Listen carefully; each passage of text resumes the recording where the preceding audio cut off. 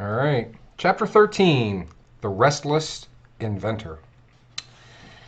That January, the students returned to school at Cachicola. I sat on the road one morning listening to them laugh and joke and talk about their friends and teachers, and when they passed, I went to my room and closed the door. I still saw Gilbert and the others for games of Bawo, and when they said things like, "So, William, when shall we see you at school again?" or boasted about their grades, I said nothing or told them I'd rather not talk about it. And after a while, no one did.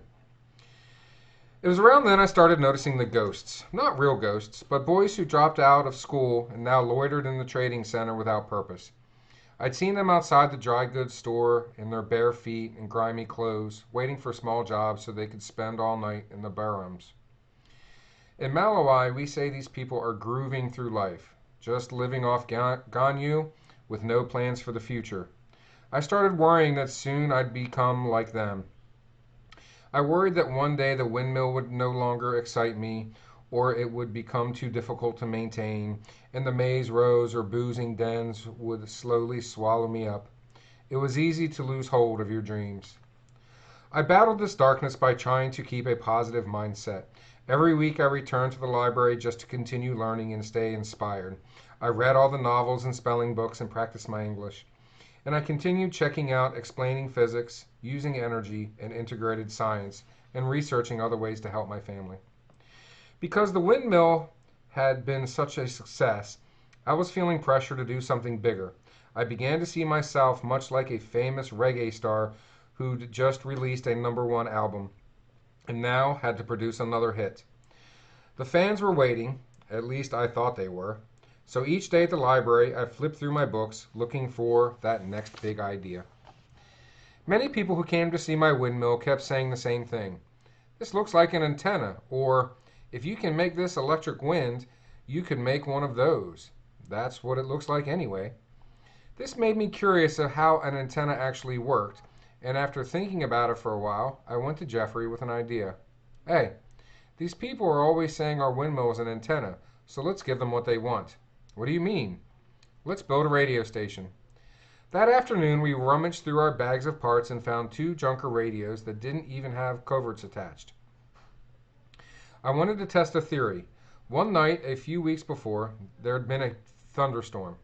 It was in my room listening to the Sunday Top 20 when a huge crack of lightning exploded and caused a blip on my program as if the lightning had sliced through the signal. So taking the 2 radios, I turned one to the static frequency, then took the second and tuned it to the same place on the dial. When this happened, the second radio went silent. No static, nothing. Was the frequency from one radio penetrating the other, just like the lightning bolt? If that was true, surely I could put my own voice on the top of that frequency and let it ride into the next radio. One of the radios I was using was a Walkman with both AM/FM and a cassette player. So leaving the first radio tuned to static, I took the Walkman and switched it to tape mode. I noticed that the wires ran from the tape head to the speakers, so I unhooked and reconnected them to the player's condenser, which controls the frequency. Perhaps music meant for the speakers could instead catch a ride on a frequency wave straight into its fellow radio. I put my Black Missionaries tape in the deck. "Here it goes," I said. I pressed play, and sure enough, the music played loud and clear in the other radio. The Walkman was transmitting, meaning that if I had 5 radios tuned to the same frequency, they'd all be playing the Black Missionaries. "Now, Mr. Jeffrey," I said, "how can I do this with my voice?"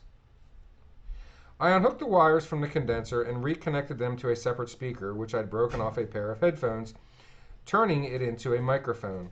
I pressed play again and started talking into the mic. "1, 2, 1, 2, I said. I could hear my voice coming from the other player. "Good afternoon, Malawi. This is your host, William Kamkwamba, along with my trusty sidekick, Mr. Jeffrey. Your regularly scheduled program has been interrupted." After that, Jeffrey and I began experimenting with our little radio station. Jeffrey walked outside the radio while I stayed in my room and started singing his favorite Billy Carter songs. Even outside, Jeffrey could hear my voice clearly. I held nothing back. After a while, he shouted, "My ears are bleeding, but please, carry on, this is cool." But the farther he got But the farther he got from my bedroom, the weaker the signal. After 300 feet, it completely disappeared, which was probably good for Jeffrey on account of my lousy voice. If we only had an amplifier, we could broadcast to greater distances, I said. But Jeffrey was scared.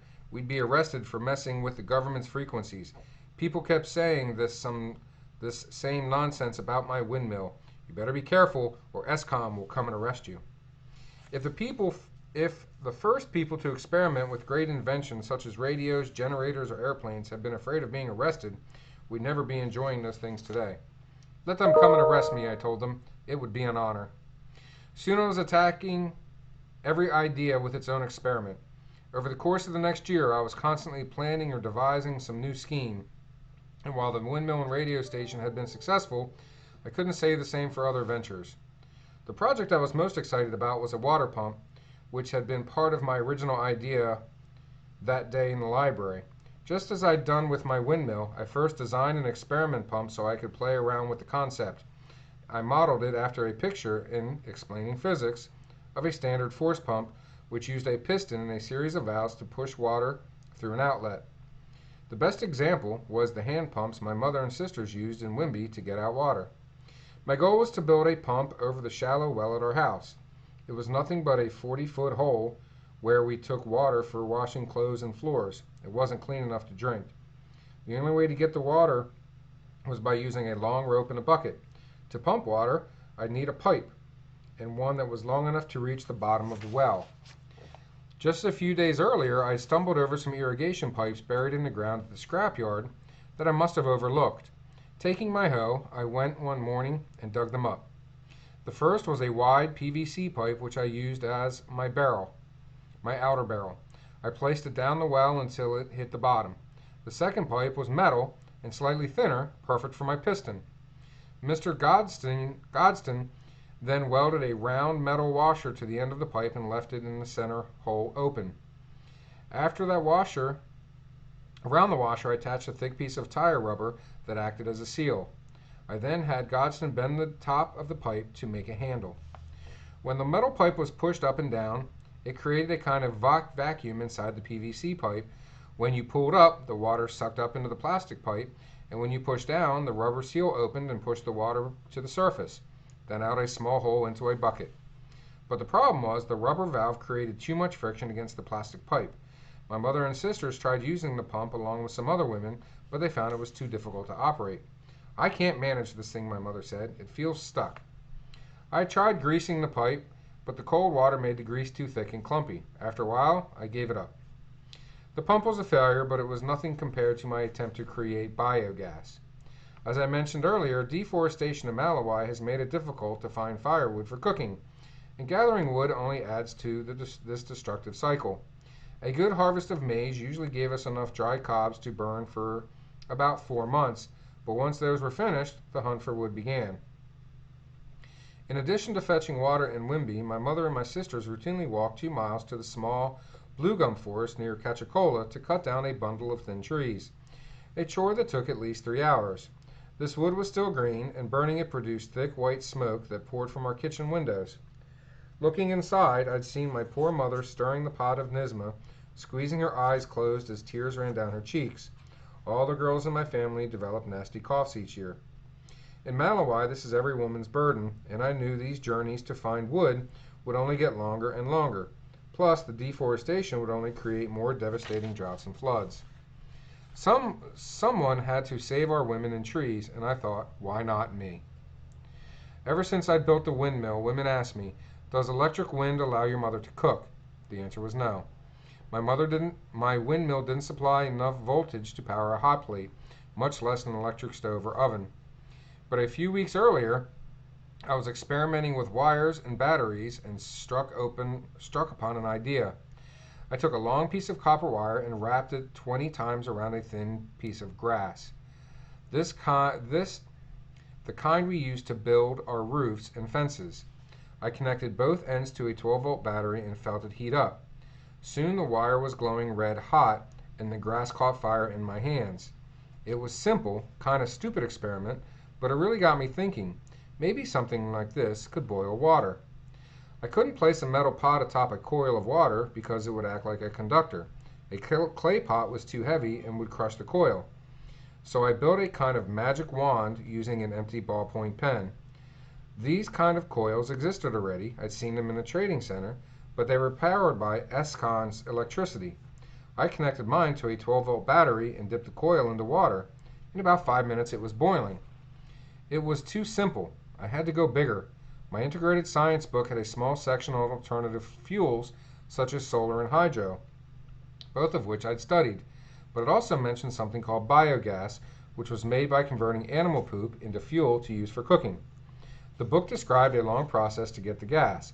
First, you had to bury the poop in a pit, then wait months and months before the gas could be trapped with a valve, but I couldn't be bothered. I don't need a pit, I thought, and I certainly don't need to wait that long. So I devised my own plan. I snuck into my mother's kitchen and snatched the round clay pot she used for making beans. Now, all I needed was the organic matter, as the book described it, and I didn't have to look far.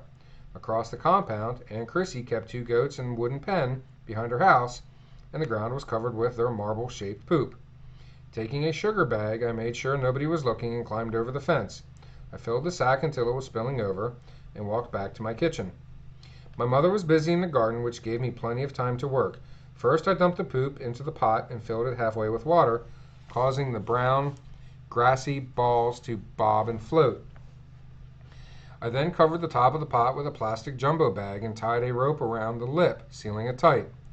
For my valve, I clipped the top off a radio antenna and poked the hollow tube through the center of the plastic.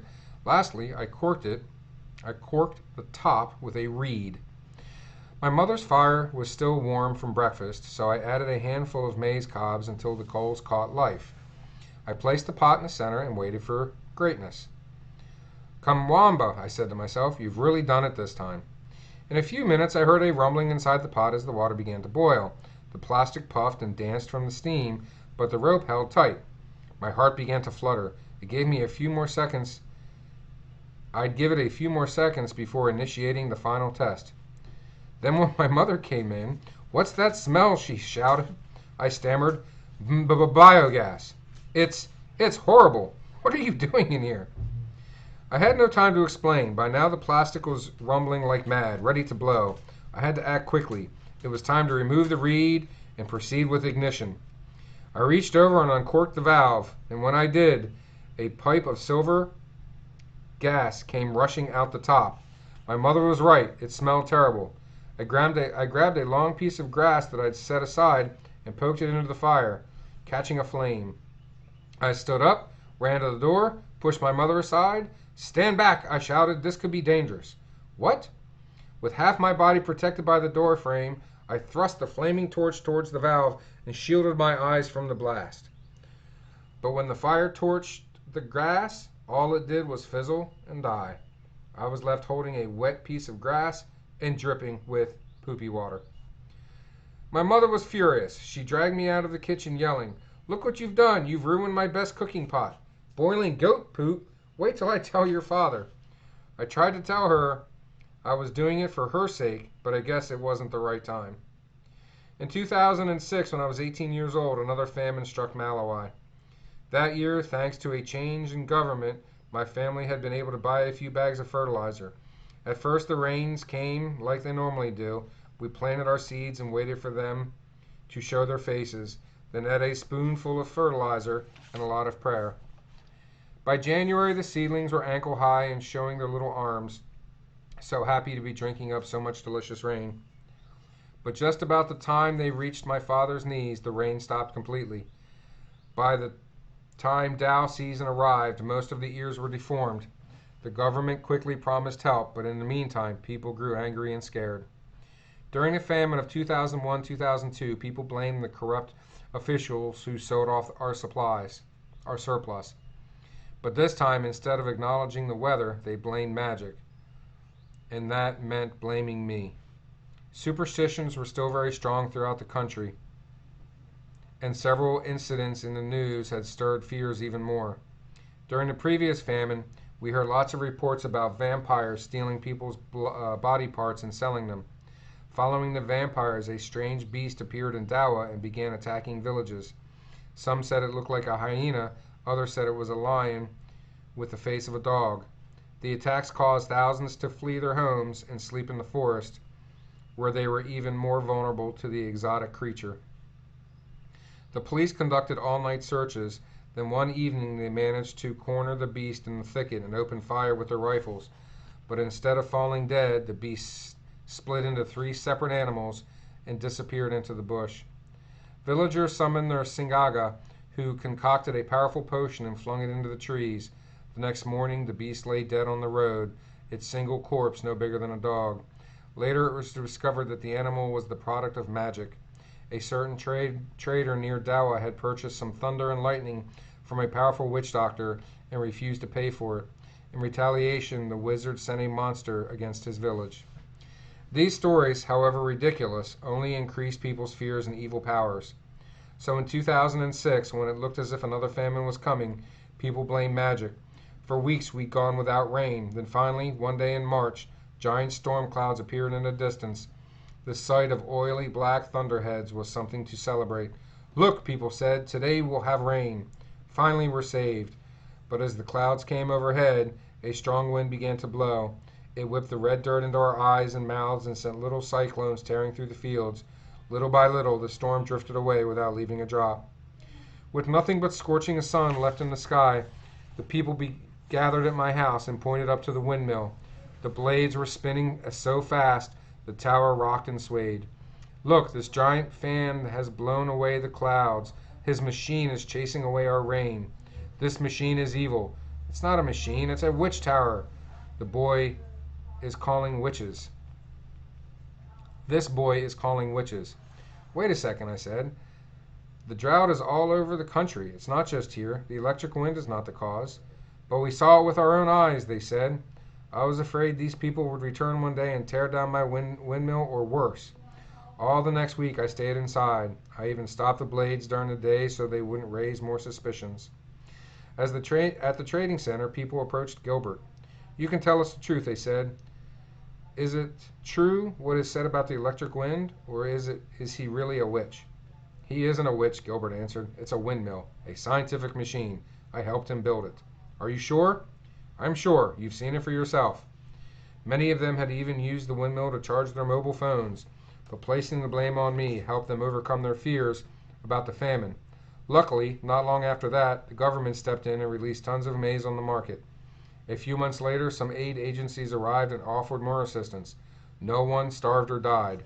A catastrophe had been avoided, but still, it underlined the kind of backwardness in our people that really frustrates me. All right, chapter 13.